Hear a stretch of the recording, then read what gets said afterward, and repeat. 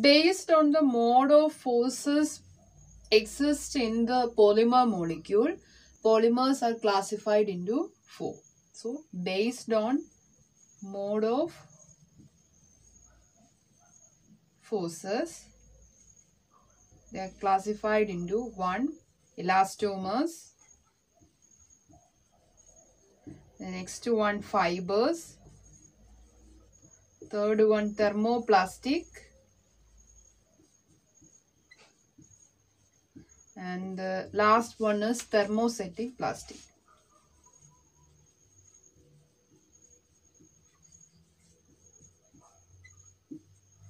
The first one is elastomers. Elastomers means the polymers having elastic nature. That is, elastic nature means when we apply a certain force on a substance, these polymers stretched, and when we remove the force from this, it gets converted back to its original shape. So this occurs because the force of attraction within the polymer molecule within the elastomers are weak. The best example is rubber. Natural rubber as well as synthetic rubber shows elastic nature. The next examples are Buna-S, Buna-N, neoprene, etc.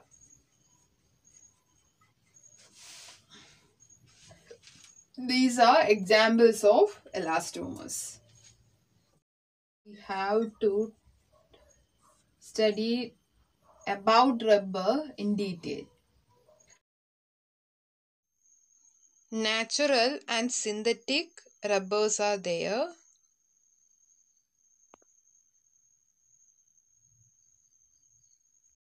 Both these rubbers are elastic in nature. If we check the performance of these two, the performance level of synthetic rubber is much more greater than natural rubber. For example, their tensile strength,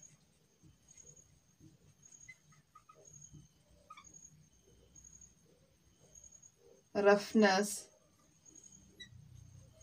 elastic nature, all these properties are always better than natural rubber. And the performance level of synthetic rubber is raised by a process known as vulcanization.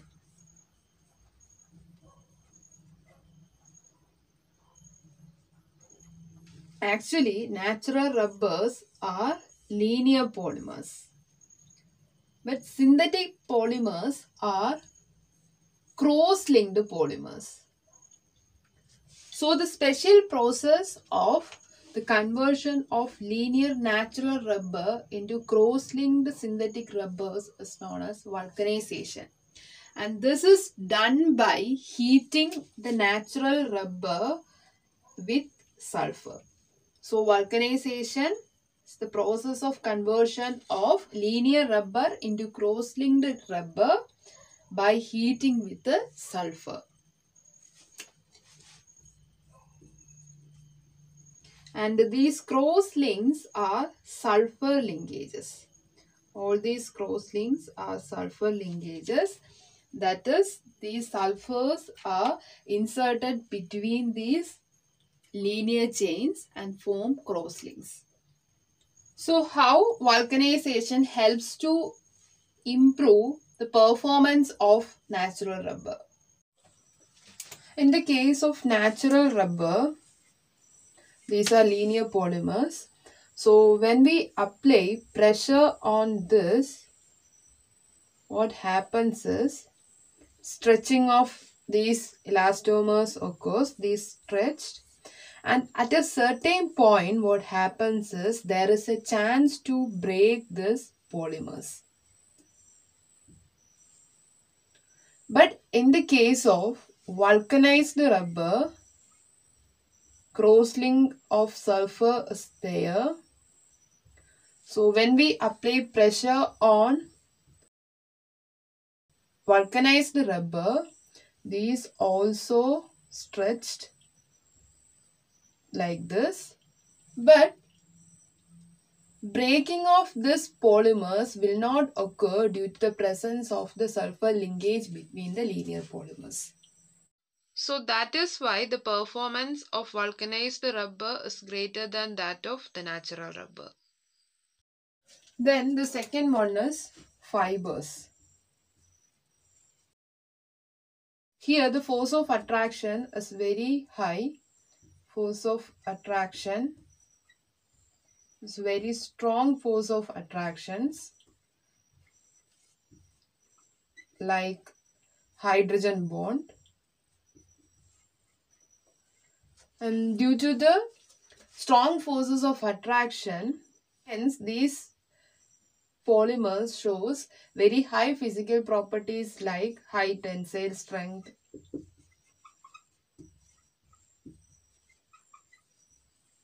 high melting point, etc.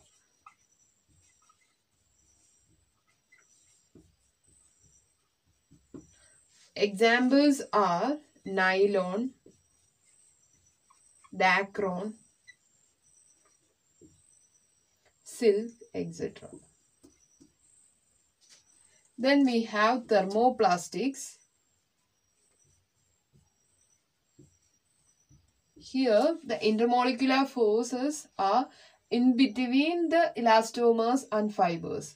So forces are intermediate of elastomers and fibers. And these are cross-linked polymers. The important characteristic shown by thermoplastic is when these polymers heated, they become soft, and by cooling they'll become hard. Because of this property, we can mold thermoplastic into any desirable shape. Examples are polythene and polystyrene.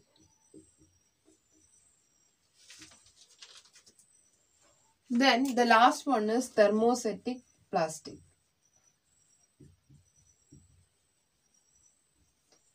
These are either cross-linked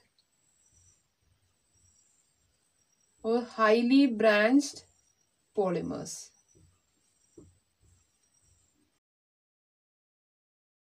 And most commonly, these polymers are prepared from low molecular mass, semi-fluid substances.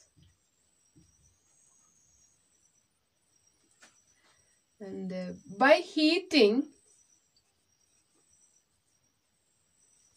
these polymers form cross-links in between the linear chains. So by heating, cross-links will be formed between the chains, and we can mold it into any shape. But the problem is that if we mold it once, it becomes hard, infusible and insoluble substance. And insoluble product. So remolding or reusing is not possible. In the case of thermosetting plastic. And the examples are bakelite and urea formaldehyde resins, etc.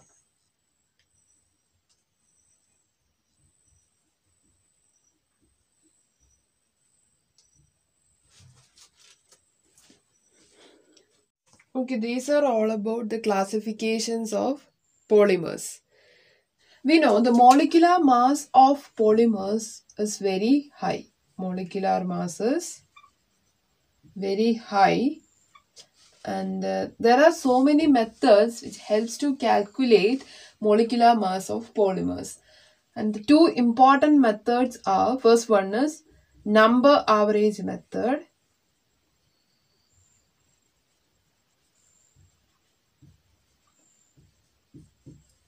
or MN dash, and the second one is weight average method,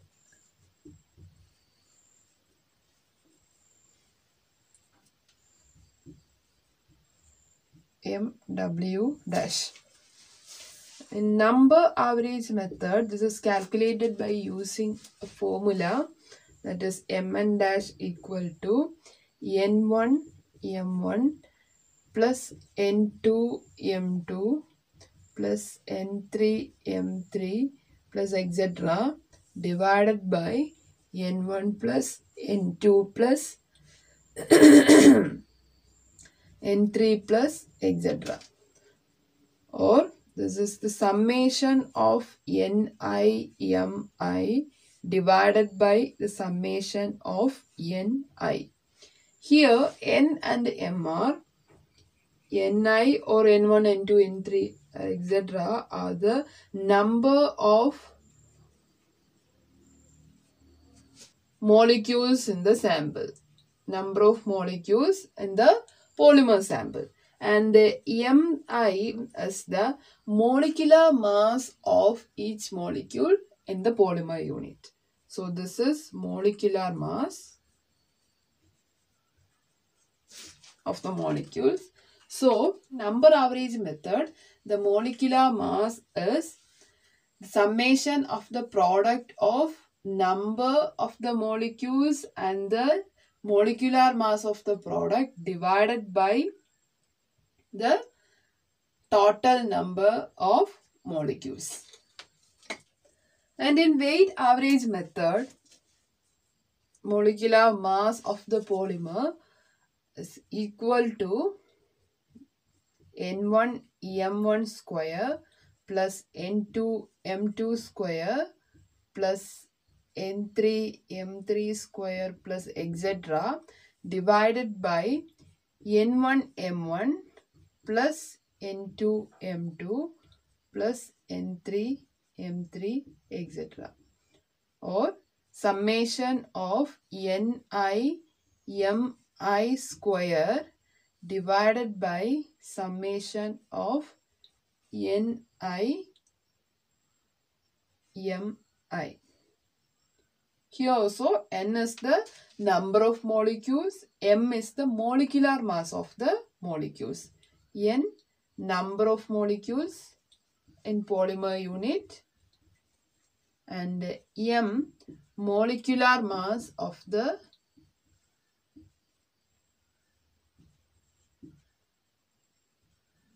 molecules within the polymer unit. Then we can rewrite this equation by using mass of molecules in the polymer unit also. So if we know the mass of each molecules in a polymer unit, then we can calculate the total weight average molecular mass of that polymer. We know mass of any molecule equal to the number of molecules into molecular mass. So we can rewrite this equation as MW dash weight average molecular mass equal to small letter M1 into capital M, that is mass into molecular mass, plus mass into mass of second molecule into molecular mass, and so on, divided by M1 plus M2 plus etc. So summation of Mi divided by summation of M. Now let us move on to the mechanism of polymerization. So we already told that two important type of mechanisms are there. First one is addition mechanism and second one is condensation mechanism. Addition and condensation. First of all, we are going to learn addition mechanism. The important steps involved in addition mechanism of polymerization are, the first one is initiation. In this step, an initiator, it may be a radical, a cation or an anion, will come and initiate the polymerization reaction. And in the second step, propagation occurs. Propagation. And the final step is termination. So the initiation may be carried out by radicals or maybe by cations or by anions. Let us discuss the addition method in which radicals initiate the polymerization reaction. So the first step is initiation, and then initiation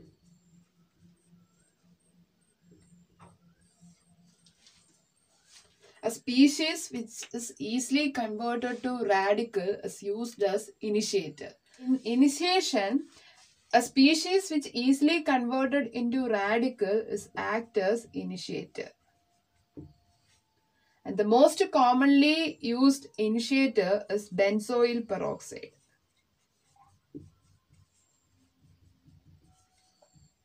So we can simply write it as I radical.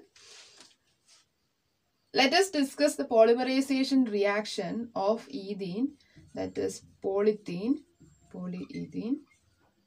Monomer unit is this CH2, CH2. So in initiation step, what happens is this initiator radical will come and react with the monomer unit. So the monomer will convert it into free radical by homolytic fission. So this converted into CH2 radical. So this initiator will come and react with one such monomer unit, I CH2 radical. A new radical is formed in the initiator step. Then in the next step, what happens is this newly formed radical will react with next monomer and the successive addition will go on. And the reaction step is known as propagation. So, in the second step, propagation, the newly formed monomer CH2 single bond CH2 monomer will react with another monomer unit and form ICH2. Here also homolytic fission occurs and it will be extended like this, CH2 radical. And this again react with next CH2 molecule and form CH2. Here also homolytic fission occurs and a new radical will be formed like this. So successive addition of monomers will go on. So we can write the entire reaction mechanism in a single step like this, that is CH2 radical react with n such monomer units and form CH2 n times, then CH2 single bond CH2 radical. So this is the propagation step. And finally, what occurs is this extended unit will react with another radical and the polymerization reaction will be ceased. So the final step is termination.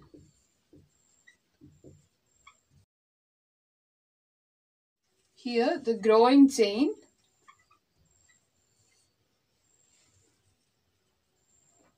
react with another radical species and the reaction terminate.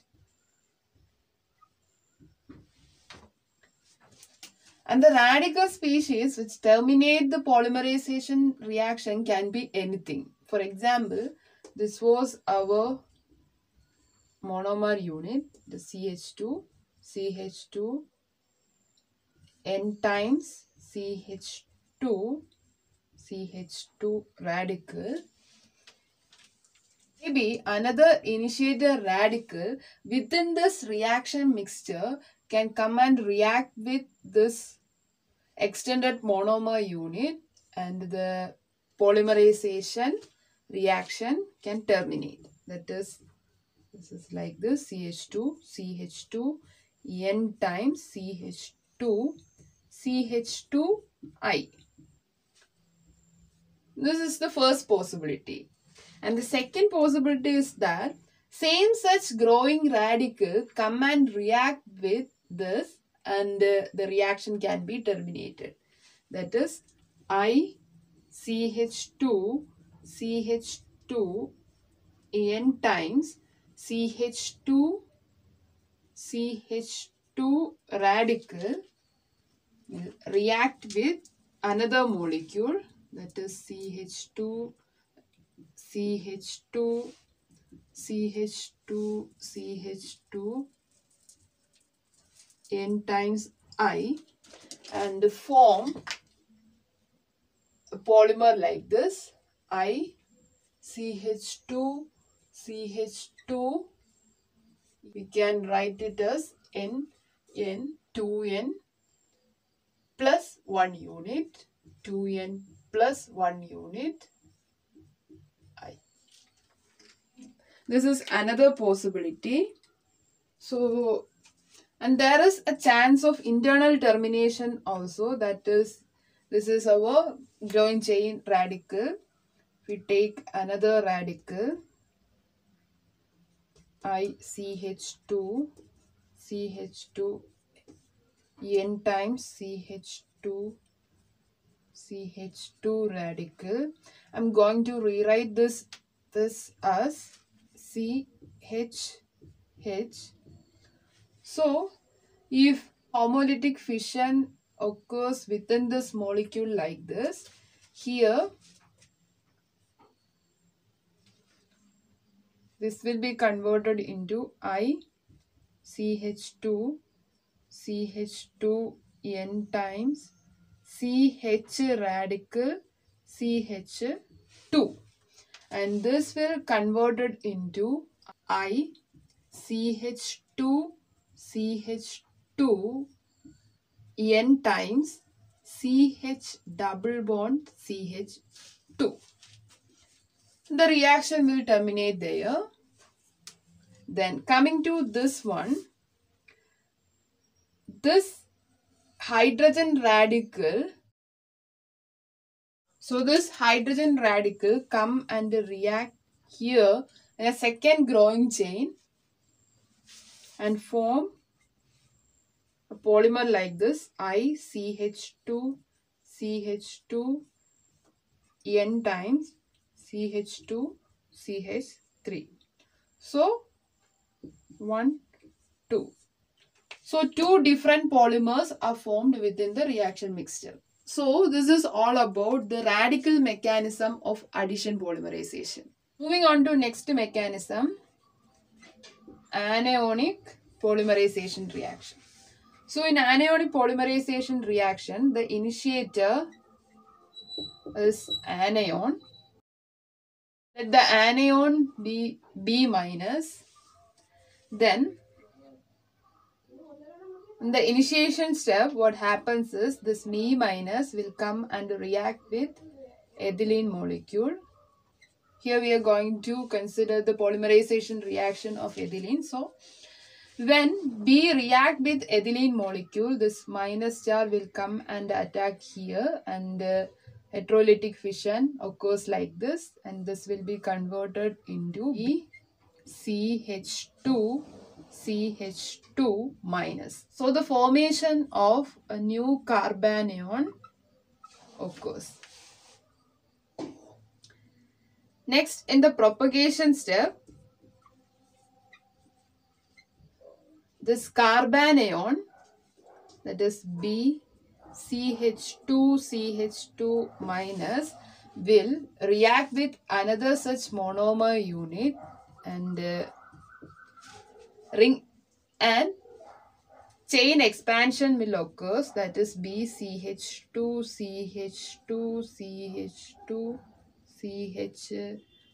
minus. Then successive addition will occur, and we can write it as BCH2 minus plus n such monomer units gives BCH2 n times and CH2 minus. And in the termination step,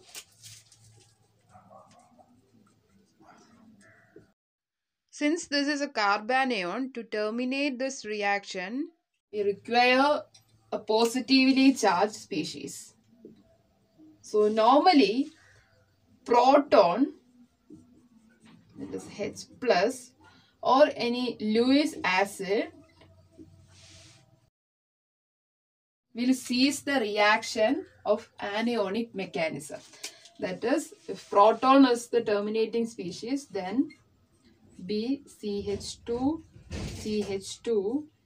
n times CH2 minus will react with H plus and converted to BCH2 n times CH2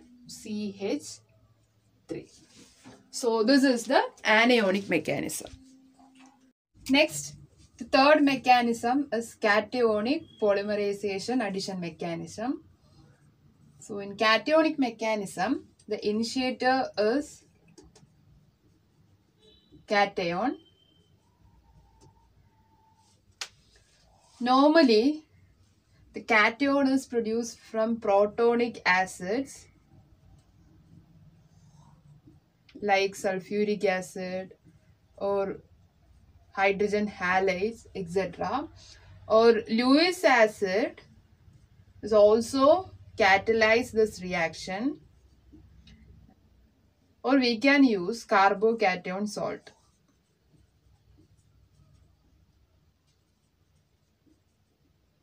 So in initiation step, what happens is the proton produced from these species will react with the monomer unit, and heterolytic fission occurs, and so this is CH2, single bond CH2 minus, plus this hydrogen will come and attack in the negative part. So we'll get CH2 plus CH3. We'll get a carbocation. Now in the propagation step,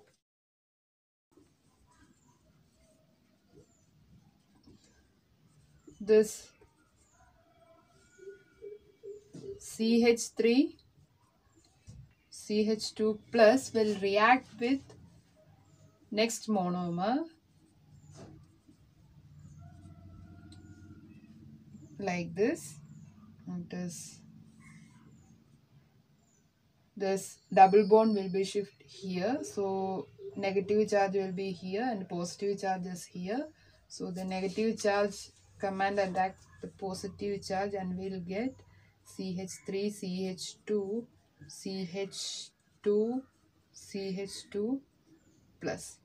Again this again this growing polymer, again this growing chain will react with n such monomer units.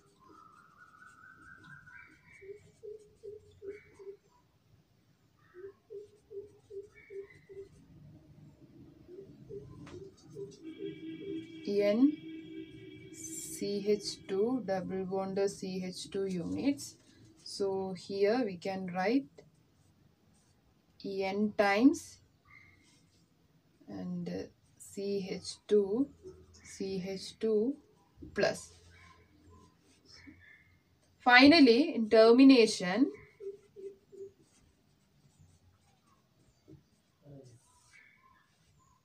the growing chain will react with an anionic species and the reaction terminate.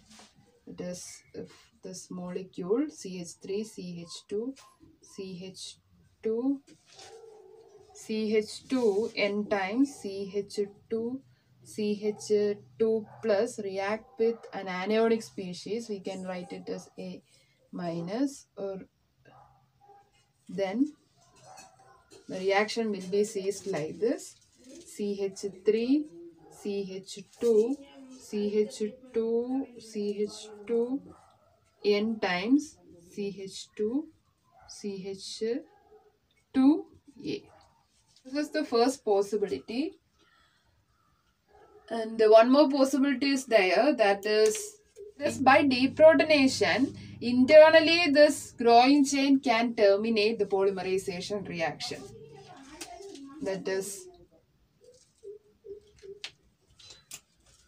is in this molecule, I'm going to rewrite this as CH, and here H plus can go away, and CH3, CH2 N times C. Removing H plus, we will get a negative charge here, and this negative and positive charge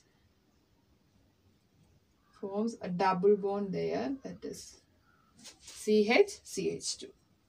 This is all about the cationic polymerization mechanism of addition reaction.